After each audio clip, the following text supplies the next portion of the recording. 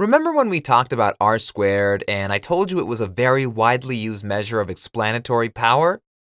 Well, that was almost true. We'll have to refine this measure. Its new version will be called the adjusted R squared.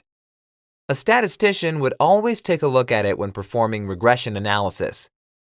So, what does it adjust for? Let's consider two statements we saw in the previous lessons. 1. The R squared measures how much of the total variability is explained by our model. And 2. Multiple regressions are always better than simple ones. As with each additional variable that you add, the explanatory power may only increase or stay the same, considering the number of variables. The adjusted R squared is always smaller than the R squared, as it penalizes excessive use of variables. Let's create our first multiple regression to explain this point. I'll import all the relevant libraries once again. This time, though, I'll load the data from the file 1.02 multiple linear regression.csv. That's the file relevant for this lecture, and you can download it from the course resources. As you can see, we have the same data with one additional variable called random123. I've generated a variable that assigns 1, 2, or 3 randomly to each student. We are 100% sure that this variable cannot predict college GPA. So, this is our new model. College GPA is equal to B0 plus B1 times SAT score plus B2 times the random variable. Here are the descriptive statistics. What about the regression? Y is still GPA. This time, though, we have two explanatory variables, SAT and random123. What we can do is declare x1 as a data frame containing both series. Great!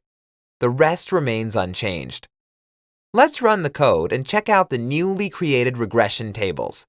You can see the old ones in the box on the right.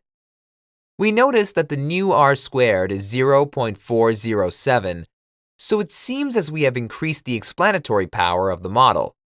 But then our enthusiasm is dampened by the adjusted R squared of 0.392.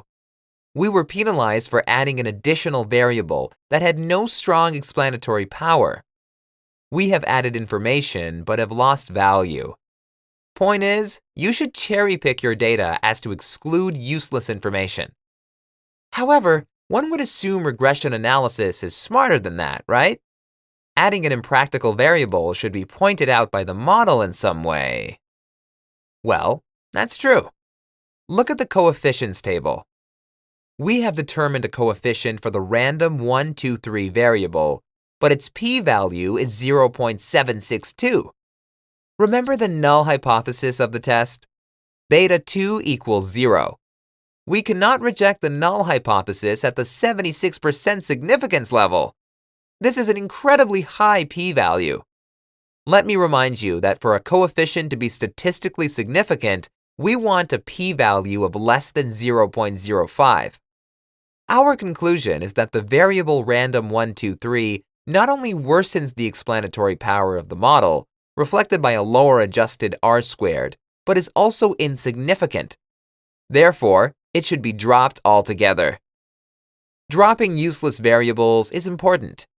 You can see the original model changed from y hat equals 0.275 plus 0.0017 times x1 to y hat equals 0.296 plus 0.0017 times x1 minus 0.0083 times x2.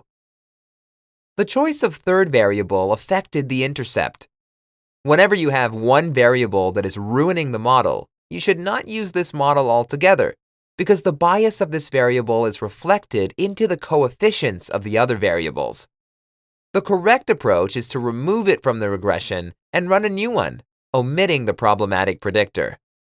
There is one more consideration concerning the removal of variables from a model.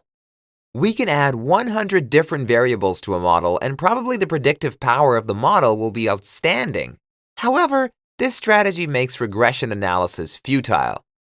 You are trying to use a few of independent variables that approximately predict the result. The trade-off is complex, but simplicity is better rewarded than higher explanatory power. Finally, the adjusted R-squared is the basis for comparing regression models. Once again, it only makes sense to compare two models considering the same dependent variable and using the same dataset. If we compare two models that are about two different dependent variables, we will be making an apples to oranges comparison.